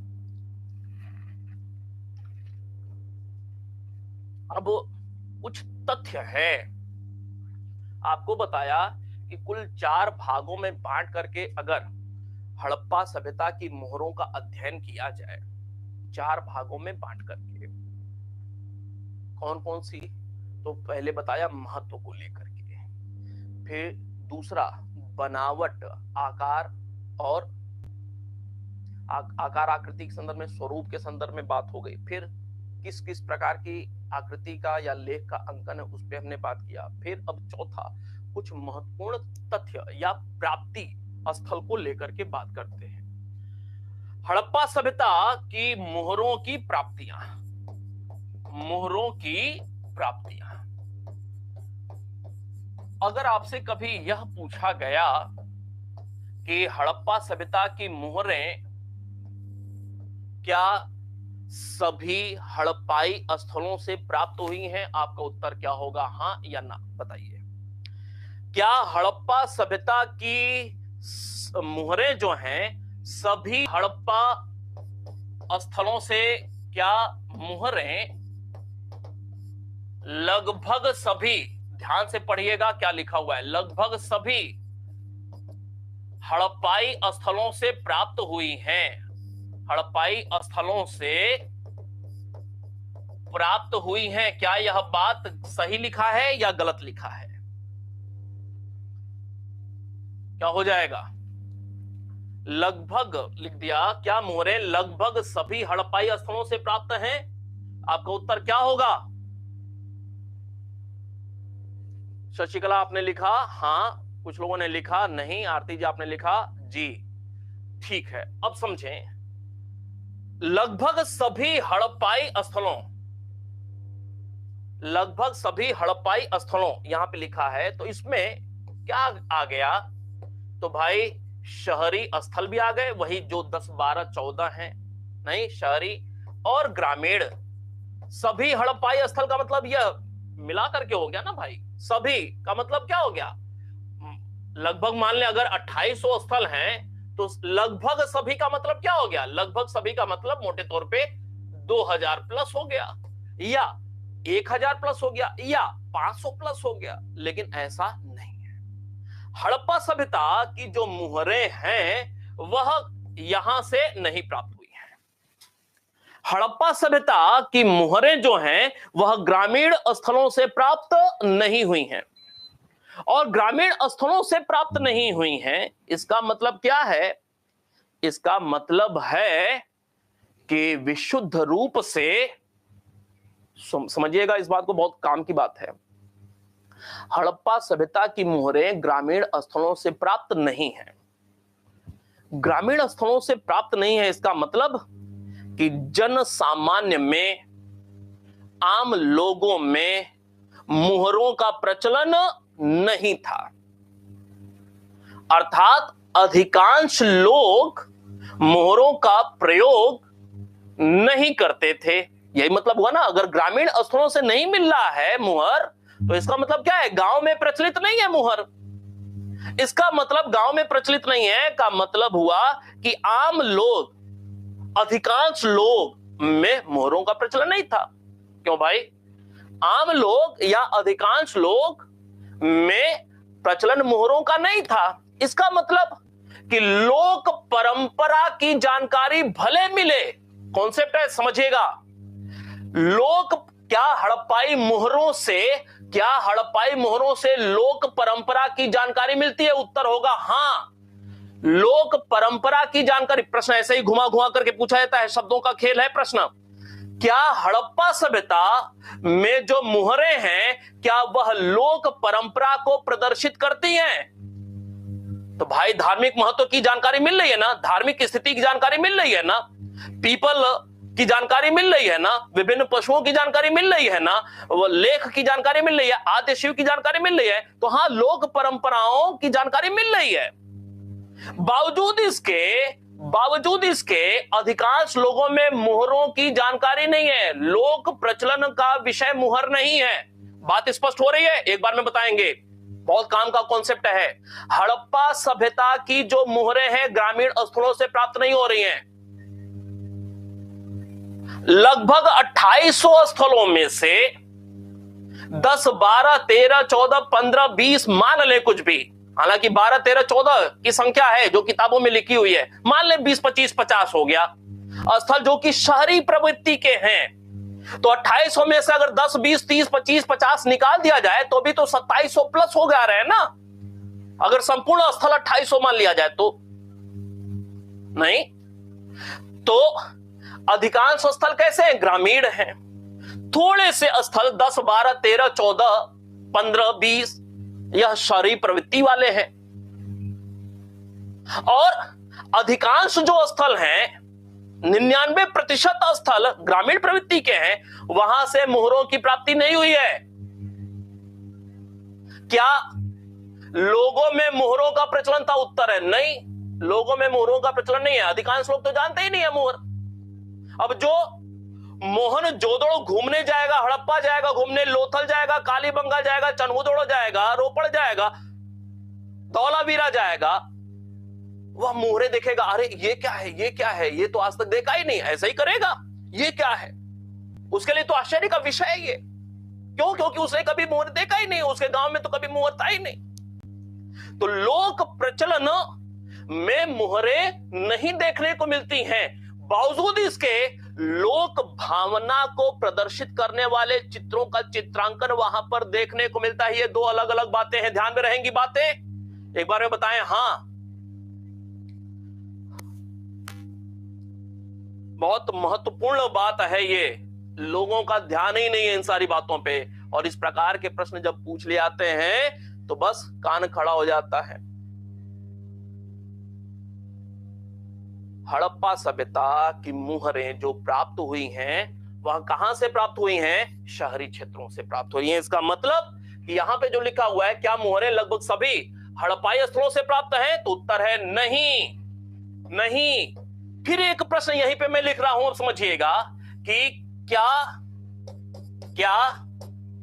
हड़प्पा सभ्यता की मोहरें लगभग सभी नगरों से प्राप्त हुई हैं क्या? नगरों से प्राप्त हुई हैं क्या? तो अब आपका उत्तर क्या हो जाएगा, हां या ना? जल्दी बताएं, अब आपका उत्तर क्या होगा?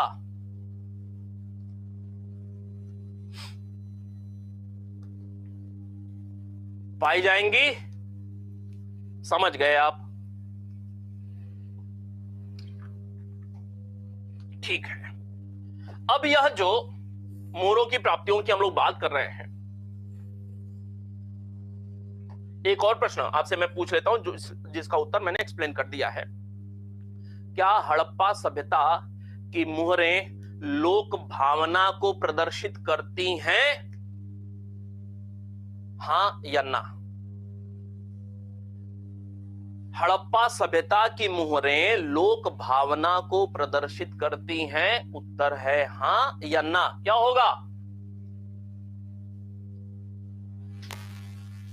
हां, बिल्कुल हां। मोहरों की प्राप्तियों की बात कर रहे हैं, अब ध्यान से समझें। हड़प्पा सभ्यता की मोहरें जो हैं लगभग सभी नगरीय स्थलों से, लगभग सभी नगरीय स्थलों से प्राप्त है, नगरीय स्थलों से प्राप्त है। यहां पे लिखा नगरीय स्थल, हड़प्पाई सभी नहीं लिखा, सभी हड़प्पाई स्थल नहीं लिखा, क्या लिखा? लगभग सभी नगरीय हड़प्पाई स्थलों से प्राप्त है। क्लियर है बात? अब लगभग सभी नगरीय स्थलों से प्राप्त है तो इसको क्लासिफाई करते हैं। अकेले मोहनजोदड़ो से मान लें 100 मोहरें अभी तक खुदाई में हमें प्राप्त हुई। कितनी? मान लेते हैं कि 100 मोहरें हमें खुदाई में प्राप्त हुई। 100 का मतलब 100% मोहरें, 100% मतलब जितनी भी सारी मोहरें प्राप्त हुई हैं, जितनी भी, इन 100% में अकेले मोहनजोदड़ो से कितनी मोहरें प्राप्त हुई हैं? तो आप कहेंगे अकेले 68% ऑफ सील्स कहां से? मोहनजोदड़ो से प्राप्त हुई है। क्लियर है बात? फिर मोहनजोदड़ो के बाद अगला नंबर किसका आएगा जहां से सर्वाधिक मोहरें प्राप्त हुई हैं मोहनजोदड़ो के बाद? तो उत्तर है हड़प्पा। हड़प्पा स्थल से कितने प्रतिशत, कुल मोहरों का कितने प्रतिशत प्राप्त हुई हैं? तो आप क्या कहेंगे? 19%। इसका मतलब मोहनजोदड़ो और हड़प्पा के अलावा जो अन्य स्थल हैं, कौन से वाले? नगरीय वाले अन्य स्थल, यहां से कितने प्रतिशत प्राप्त हो रहे हैं? तो आप कहेंगे 9, 8, 17, 6, 1, 7, 1, 8, मतलब 13%। यही होगा ना भाई, 13%। यह आंकड़ा तो ध्यान में रहेगा।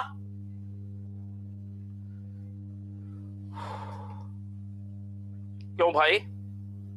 निश्चित रूप से यह तो अब ध्यान में रहेगा ना।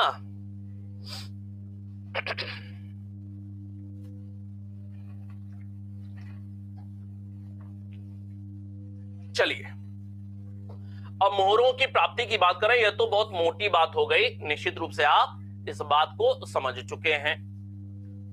ठीक है, अब प्राप्तियों में देखें, कुछ महत्वपूर्ण मोहरों की बात करते हैं, कुछ महत्वपूर्ण मोहरों की बात करते हैं। आपको बताया कि मोहरें जो हैं या तो पत्थर की प्राप्त हो रही हैं या मिट्टी की प्राप्त हो रही हैं या मेटल धातु की प्राप्त हो रही है। और धातु में लिखा दो, धातु में लिखा दो,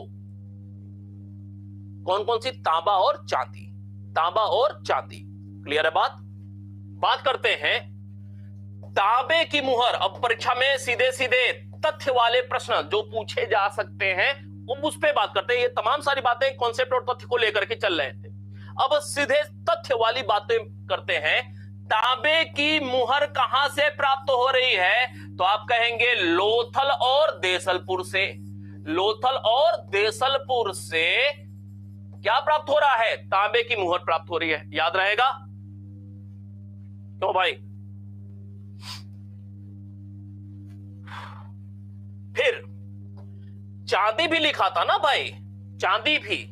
चांदी की मुहर कहां से प्राप्त हो रही है? चांदी की मुहर, तो आप कहेंगे सर चांदी की मुहर जो है ना वह मोहनजोदड़ो से प्राप्त हो रही है। कहां से? मोहनजोदड़ो से। और यह प्रश्न कभी नहीं पूछा हुआ है, ये वाला प्रश्न पूछा हुआ है, ये वाला ऊपर वाला प्रश्न पूछा हुआ है, ये वाला प्रश्न अभी अबाउट टू बी, मतलब अभी पूछा जाना बाकी है, पूछा जाएगा। ठीक है, चांदी की मुहर कहां से? मोहनजोदड़ो से। प्रश्न बनेगा कि मोहनजोदड़ो से यूनिकॉर्न वाली, यूनिकॉर्न प्रतीक वाली अर्थात चांदी का बना हुआ मुहर जिस पर यूनिकॉर्न का अंकन है, ठीक है, यूनिकॉर्न का अंतर है वाली, यूनिकॉर्न प्रतीक वाली दो चांदी की मुहर, एक नहीं है दो चांदी की मुहर कहां से प्राप्त हो रही है? तो आप कहेंगे मोहनजोदड़ो से प्राप्त हो रही है। याद हो गया? क्यों भाई?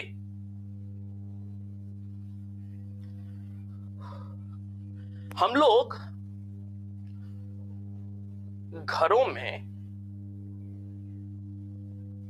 बाथरूम वगैरह में साबुन की आकृति का शरीर रगड़ने के लिए वह एक विशेष पत्थर आता है, वह कुछ मोटे बालू जैसे बहुत सारे मिला दिए गए हों और साबुन की आकृति दे दी गई हो, ऐसे शरीर को रगड़ने के लिए, सफाई करने के लिए प्रयोग करते हैं।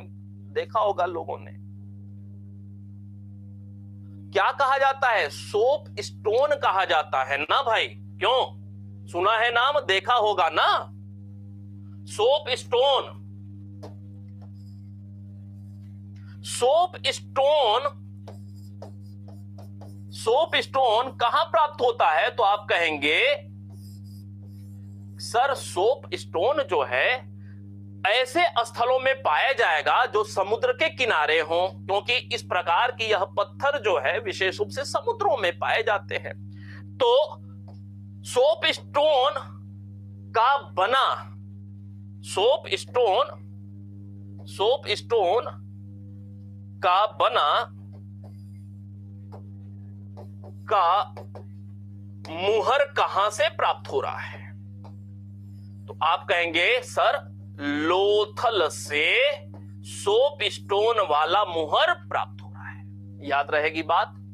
अगली बात, ये जो शर्ट में बटन होता है, बटन, ठीक है, शर्ट में बटन, बटन की के आकार वाला फारस देश का, फारस का मोहर जिस पर स्वास्तिक का अंकन है, यह फारस का मोहर कई बार प्रश्न पूछा हुआ है, यह कहां से प्राप्त हो रहा है? तो अगेन आप कहेंगे सर यह भी लोथल से प्राप्त हो रहा है। अब देखिए यहां पे लिखा है फारस का मोहर कहां से प्राप्त हुआ है, यही पूछा हुआ है, लेकिन उसके ऊपर लिखा है बटन के आकार वाला, मतलब फारस का जो मोहर, विदेशी मोहर प्राप्त हो रहा है, विदेशी मोहर, फारस का मोहर लोथल से प्राप्त हो रहा है। ऐसा ही हम लोग देखेंगे मेसोपोटामिया का भी कुछ मोहनजोदड़ो से प्राप्त हो रहा है, और हड़प्पा सभ्यता की कुछ मोहरें मेसोपोटामिया से प्राप्त हो रही हैं। और SCZ का नाम मैं भूल जाऊंगा, तो आप पहले ही याद रख लें कि लगभग 23 लगभग 23 कौन सी हड़प्पा सभ्यता की अर्थात हड़प्पाई मोहरें मेसोपोटामिया से मिली हैं। कहां से? मेसोपोटामिया से मिली हैं, से प्राप्त हुई हैं। और यह खोज किसने किया है? SCZ ने यह खोजा हुआ है। याद रखिएगा, महत्वपूर्ण तथ्य है। ठीक है, बटन के आकार वाली। ठीक है, अब फिर बात को आगे ले चलते हैं। फिर एक प्रश्न बनेगा कि एक मुहर ऐसा प्राप्त हुआ है, एक मुहर ऐसा प्राप्त हुआ है जिस पर एक मुहर जिस पर बीज बोने, बीज, यह भी प्रश्न नहीं आया हुआ, कभी नहीं आया हुआ है, बीज बोने का यंत्र अंकित है, बीज बोने का यंत्र अंकित है। यह कहां से प्राप्त हुआ है? यह वाला मोहर जिस पर बीज बोने का यंत्र अंकित है, कहां से प्राप्त हुआ है? तो आप कहेंगे अगेन सर लोथल से ही तो प्राप्त हुआ है। क्यों भाई, नोट करते जा रहे हैं कि बस ऐसे ही कहानी की तरह चल रहा है सब कुछ? एक मुहर मिला हुआ है, अभी हड़प्पा मोहनजोदड़ो पे आते हैं। एक मुहर मिला हुआ है जिस पर एक साथ 3 घड़ियाल बने हुए हैं मगरमच्छ। हालांकि मगरमच्छ अलग होता है, घड़ियाल अलग होता है, लेकिन कई बार लोग मिक्सअप कर देते हैं। एक मुहर जिस पर मुहर एक है जिस पर 3 घड़ियाल एक साथ, 3 घड़ियाल एक साथ, कहां से? तो आप कहेंगे चनहूदड़ो। क्या कहेंगे? चनहूदड़ों से एक ऐसा मोहर मिला है जिस पर 3 घड़ियाल एक साथ बने हुए हैं। दिखाई दे रहा है ना? क्यों भाई?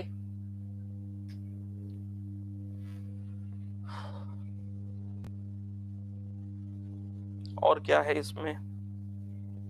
अच्छा, आपको बता रहा था कि हड़प्पा सभ्यता में बेलनाकार मोहर भी प्राप्त हुई है।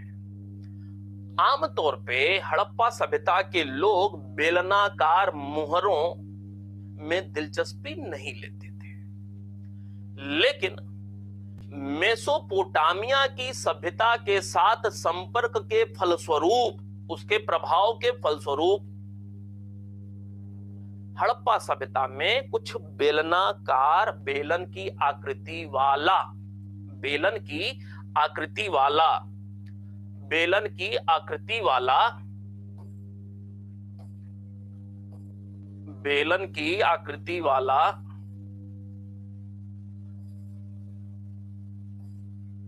देखिए कैसा है बेलन की आकृति वाला।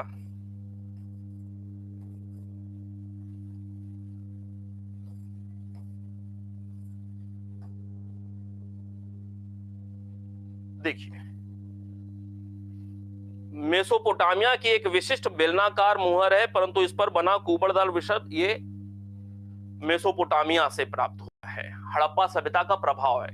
कह रहा था कि जैसे एक सभ्यता का दूसरी सभ्यता के साथ जब संपर्क होता है ना, ठीक वैसे ही जैसा कि मेरा आपके साथ उठना बैठना हुआ तो कुछ बातें आपकी अच्छी लगी तो मैं उसको एडॉप्ट करना चाहूंगा, कुछ मेरी बातें आपको अच्छी लगी तो आप एडॉप्ट करना पसंद करेंगे। तो यह सीखने और अपनाने की प्रक्रिया चलती रहती है।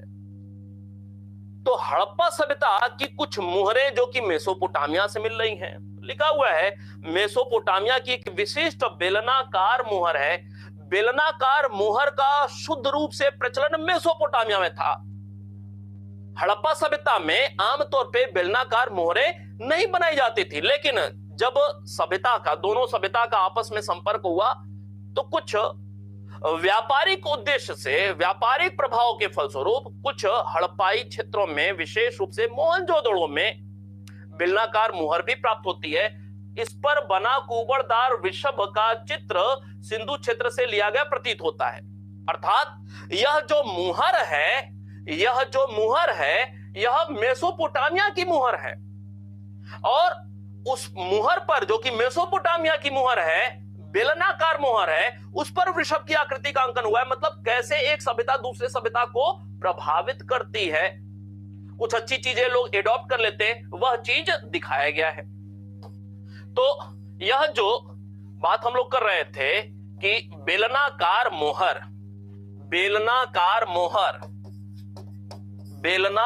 मुहर के साक्ष्य भारत में सैंधव सभ्यता के किस स्थल से प्राप्त हो रहा है, तो आप कहेंगे मोहनजोदड़ो से प्राप्त हो रहा है। कहां से?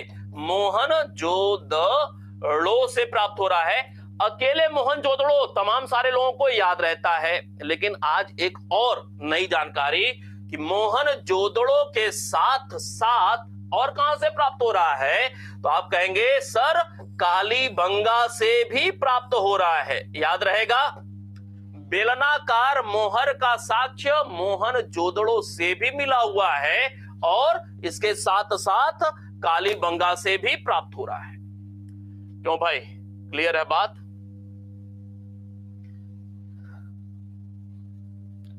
एक चीज और, एक तो हो गया सील, ठीक है, और उस सील को किसी गट्ठर पे, किसी ढेर पे ठप्पा मारना, समझिएगा बात को। एक हो गया सील का ठप्पा लग रहा है, तो सील अलग चीज हो गया, और जिस वस्तु के ढेर पे ठप्पा लगा, ठीक है, वह वस्तु अलग है। एक तो वह सील हो गया, पत्थर का बना हुआ, चांदी का, तांबा का बना हुआ, और उस सील का ठप्पा हम कहीं लगा रहे हैं। ये जो ठप्पा लग रहा है वह क्या है? राजमुद्रांक कहा गया है। क्या कहा गया है? राजमुद्रांक। और एक प्रश्न निकल करके आता है हड़प्पा सभ्यता कि किस स्थल से राजमुद्रांक या मुहर की छाप का साक्ष्य मिला हुआ है? छाप का साक्ष्य मिला हुआ है, मुहर की छाप। तो आप कहेंगे मोहनजोदड़ो। याद रखिएगा, राजमुद्रांक, यह प्रश्न भी पूछा हुआ है। मोहनजोदड़ो, लोथल और इसके साथ साथ कालीबंगा। याद रहेगा, मोहनजोदड़ो, लोथल और कालीबंगा से राजमुद्रांक का साक्ष्य प्राप्त हो रहा है। क्यों भाई, क्लियर है बात? चले पशुपति शिव की बात करते हैं। पशुपति शिव वाली मुहर बड़ा ही महत्वपूर्ण है। पशुपति शिव या कह ले आद्य शिव या कह ले योगी वाली मुहर। कहां से? तो आप कहेंगे मोहनजोदड़ो से। अकेले 68% मोहनजोदड़ो से ही सर्वाधिक मुहरें कहां से प्राप्त हो रही हैं? तो आप कहते हैं मोहनजोदड़ो से प्राप्त हो रही है। तो प्रश्न यह बनता है कि पशुपति शिव या आद्य शिव या योगी, अंग्रेजों ने वामपंथी इतिहासकारों ने, अब किसी का नाम नहीं लेंगे वो ठीक नहीं लगेगा, खूब प्रयास किया कि भारत की समृद्ध विरासत, परंपरा को ऐसा दर्शाया जाए कि लगे कि भारत के जो मूल निवासी हैं वह मूल तो कोई है ही नहीं, भारत में सारे लोग आकर के कभी न कभी बसे हुए हैं। समझिएगा कितना खेल खेला गया है इतिहास में। अंग्रेजों ने, जैसे हम लोग पढ़ते हैं ना कि भारत में आर्यों का आगमन हुआ। क्यों भाई? भारत में आर्यों का आगमन हुआ, और जब निष्पक्षता से आप पढ़ेंगे, समझेंगे, तो आपको यह बात समझ में आएगी कि वास्तव में आर्यों का आगमन भारत में नहीं हुआ यूरोप से, बल्कि ठीक उल्टी प्रक्रिया है। आर्य मूल रूप से यहीं के रहने वाले थे और यहां से माइग्रेट कुछ लोग करते हैं, यूरोपीय क्षेत्रों में जाते हैं। यह जो संस्कृति कल्चर को पुराना दिखाने की बात है, अर्थात धर्म की लड़ाई है। अंग्रेजों का शासन रहा। अंग्रेज श्वेत नस्ल पर भार सिद्धांत, इस सिद्धांत के साथ देश पर शासन कर रहे थे, आधी दुनिया पर शासन कर रहे थे। वो कैसे इस बात को बर्दाश्त कर सकते थे कि हम अंग्रेजों या यूरोपियंस की तुलना में इनकी, भारतवासियों की संस्कृति या सभ्यता बहुत पुरानी है। ये अंग्रेज या यूरोपीय कैसे स्वीकार कर सकते थे कि हमारी तुलना में, हम यूरोपियंस की तुलना में भारतीय बहुत पहले से ही सभ्य लोग हैं, जबकि यूरोपियंस या विशेष रूप से अंग्रेज व्हाइट हेड बर्डनशिप का सिद्धांत लेकर के चल रहे थे, श्वेत नस्ल पर भार सिद्धांत। वो यह दर्शाने का प्रयास करते थे अपने शासन में कि ईश्वर ने, देवता ने हम सफेद चमड़ी वाले लोगों के ऊपर यह दायित्व सौंपा हुआ है, इसी वजह से हमें सफेद बनाया है, श्वेत बनाया है, और दुनिया को काला, कलूटा बैगन लूटा बनाया है कि हम सफेद लोग जो ईश्वर तुल्य हैं, ईश्वर नहीं है, देवता तुल्य हैं, वह जा करके असभ्य लोगों को सभ्यता का पाठ पढ़ाएं। यह श्वेत नस्ल का भार सिद्धांत है। अंग्रेजों के साथ साथ वामपंथी इतिहासकारों ने भी यह लिखने का कार्य किया, भारतीय इतिहास को धूमिल करने का। आज भी आप टीवी डिबेट पे देख लीजिए, टीवी डिबेट रोज अलग अलग चैनलों पे शाम होते ही बस डिबेट शुरू हो जाती। किसी पार्टी का कोई, किसी पार्टी का कोई, किसी पार्टी का कोई, फिर एक जन रहते हैं राजनीतिक विश्लेषक, विशेषज्ञ, एक एंकर बैठ गया। अब चल रहा है, हो हल्ला चल रहा है। क्यों भाई? अगर कोई वामपंथी वहां पे बैठा हुआ है, कम्युनिस्ट विचारधारा वाला, कम्युनिस्ट पार्टी का कोई प्रतिनिधि बैठा हुआ है, तो उसकी बात सुनेंगे ना तो गुस्सा भी आता है। सीधे सीधे हमारी परंपरा को धूमिल करने का प्रयास लोग करते हैं, बातें ऐसी बोलते हैं।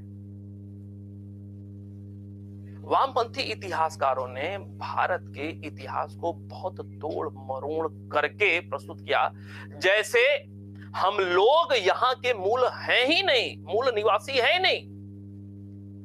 उत्तर का कल्चर अलग, दक्षिण का कल्चर अलग, ऐसा दिखाया गया है। ऐसा दिखाया गया है कि जो आर्य लोग यूरोप से ईरान, अफगानिस्तान होते हुए जब भारत पहुंचे तो जो मूल लोग थे उत्तर भारत में, वह लोग भाग खड़े होते और दक्षिण भारत शिफ्ट हो गए। कहने का मतलब कि भारत को यह लोग ऐसा इतिहास की किताबों में लिखते चले गए, दर्शाते चले गए कि भारत का कोई मूल निवासी तो है नहीं। भारत क्या है? विविधताओं का देश घोषित कर दिया कि मूल निवासी क्या है? कुछ नहीं है। समय समय पे लोग आते रहे तो हिंदू या सनातन कुछ है ही नहीं। ऐसा वामपंथी इतिहासकारों ने खेल खेला हुआ है। बातें बहुत सारी हैं, बहुत विवादास्पद चीजें निकलती जाएंगी अगर थोड़ी देर और हम लोग बात करते चले जाएंगे। कहने का मतलब है कि इतिहास के साथ बहुत खेलवाड़ किया गया। समझिए, अरे शिव का मतलब शिव होता है ना, शिव का मतलब शिव होता है ना। जॉन मार्शल कह रहे हैं आद्य शिव। ये आद्य शिव कौन है भाई?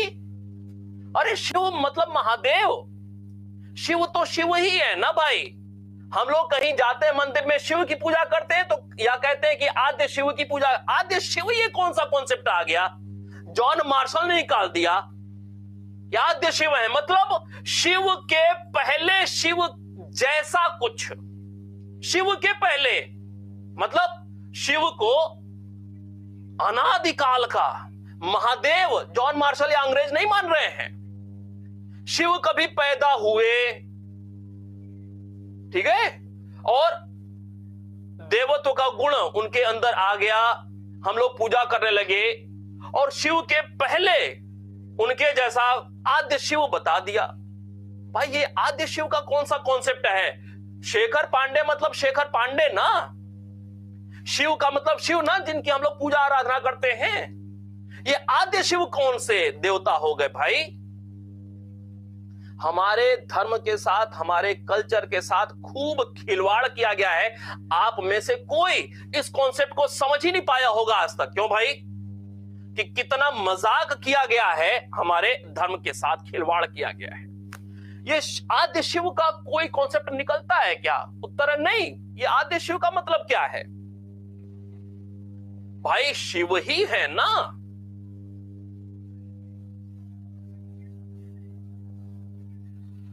जो पशुपति वाली मुहर, हालांकि वह पशुपति वाली सही मायने में देखा जाए तो वह पशुपति वाली मुहर है भी नहीं। क्यों? कि जहां पे शिव है वहां पर वृषभ है। क्यों भाई? जहां पर शिव है वहां पर वृषभ होगा, नंदी होगा। क्लियर है ना बात? जहां पर शिव होंगे वहां पर नंदी अवश्य होंगे, शिव के वाहन। लेकिन पशुपति शिव वाली जो मुहर मिली है, पशुपति शिव वाली जो मुहर मिली है, क्या यहां पर कहीं आपको नंदी दिखाई दे रहे हैं क्या? नंदी नहीं है, नंदी गायब है यहां से। वास्तव में यह पशुपति शिव वाली या आद्य शिव वाली मुहर भी नहीं है। लेकिन ऐसा लोगों ने कह दिया तो हम उसी को रटते हुए चल रहे हैं। यहां पर क्या है? पशुपति शिव वाली जो मुहर है, यहां पे क्या है? दोनों एक ही है। यह देवता की शक्ल है, यह सिंह बना हुआ है, ठीक है। और यह जो देवता की शक्ल है यह त्रिमुखी है, त्रिमुखी है। क्लियर है? यह त्रिमुखी है। क्या क्या बना हुआ है? हाथी, बाघ, हाथी, बाघ,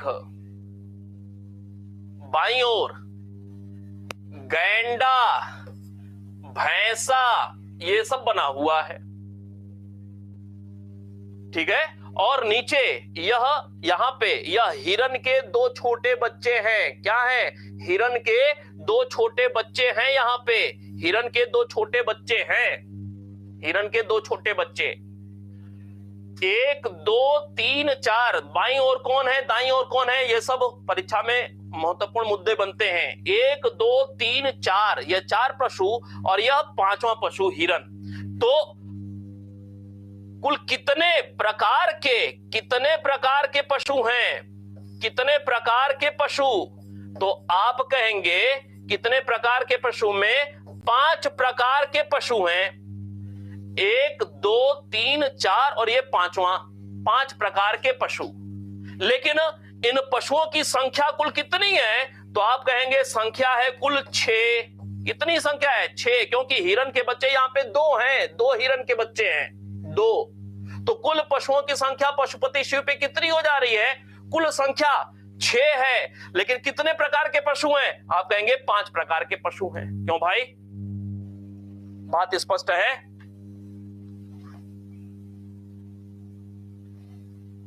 नहीं?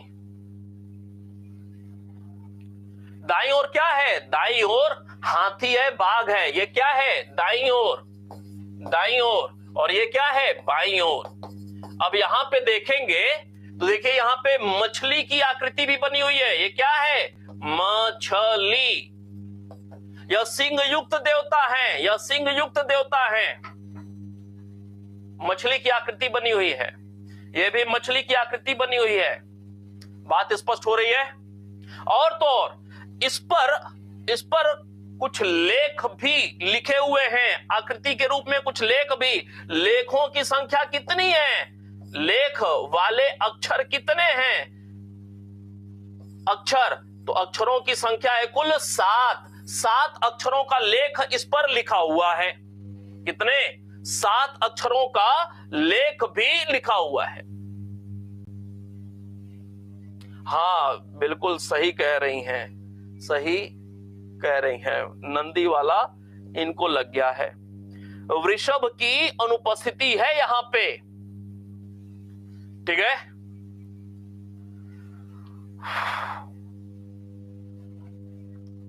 तो ये तमाम सारी बातें, एक दो बातें और। पशुपति शिव वाली बात तो देख लिया हम लोगों ने। फिर इसी कड़ी में एक मुहर जिस पर नाव की आकृति का अंकन है, आकृति का अंकन, यह वाली मुहर कहां से प्राप्त हो रही है? अगेन मोहनजोदड़ो से प्राप्त हो रही है। नहीं, एक मुहर ऐसी हड़प्पा से पाई गई है जिसपे एक गरुड़ पक्षी बना हुआ है। गरुड़ पक्षी जिसके पैर खुले हुए हैं और पैर में सांप लिपटा हुआ है, लिपटा हुआ। यह मुहर कहां से प्राप्त हो रही है? तो हड़प्पा से प्राप्त हो रही है। जैसे गरुड़ उड़ते हुए सांप को दबोच लिया हो, पैर में पकड़ लिया हो और ले जाकर के कहीं फिर भक्षण होगा। क्यों भाई? तो ये वो बताया था गिलगमेश या नरसिंह की, गिलगमेश या नरसिंह वाली। गिलगमेश पौराणिक कैरेक्टर हैं, वास्तविक नहीं है, पौराणिक कैरेक्टर हैं। गमेश या कह ले नरसिंह, ये वाली नरसिंह एग्जैक्ट है नहीं, कुछ मिलता जुलता है, ठीक है। ये कहां से? तो आप कहेंगे मोहनजोदड़ो से। तो यह कुछ खास तथ्य रहे मोहरों से संबंधित। और यह निश्चित रूप से मैं कह सकता हूं कि बहुत अच्छे से एंजॉय करते हुए आप लोगों ने इन सारी चीजों का अध्ययन किया होगा। एक बार और इच्छा होगी थोड़ा सा रिवाइज कर लीजिएगा और निश्चिंत हो जाइएगा। अच्छा, एक बात और, यह जो पशुपति शिव वाली या योगी वाली जो मुहर मिली है, यह मिली किसको थी? यह मिली किसको थी?